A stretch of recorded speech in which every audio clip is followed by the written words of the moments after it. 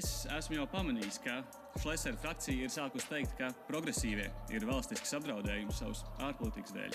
Un, ziniet, man laikam nav nepieciešams skaidrāks apliecinājums, ka mēs darām pareizi.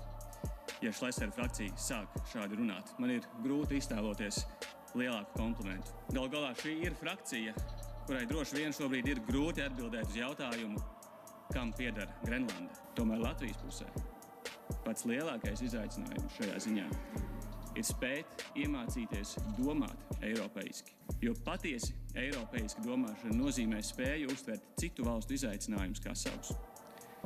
Klimata krīzei pielāgot infrastruktūru Spānijā, migrācijas plūsmas pie Eiropas robežām, autoritārismu tendences atsevišķās dalībvalstīs. Par šīm problēmām ir jāspēj domāt kā par savām. Un bieži vien šajā parlamentā no šīs tribīnes mēs redzam pretējo. Klimata mērķi tiek izsmieti, solidaritāte migrācijas politikā tiek sāsināta, autoritārismu tendences tiek sveitītas kā konservatīvas vērtības.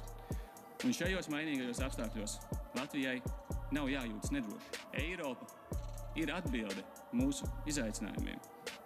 Tomēr mūsu politiskiem līderiem ir jāmācās domāt eiropeiski. It īpaši tāpēc, ka lielākā daļa Latvijas sabiedrības to jau ļoti labi saprot.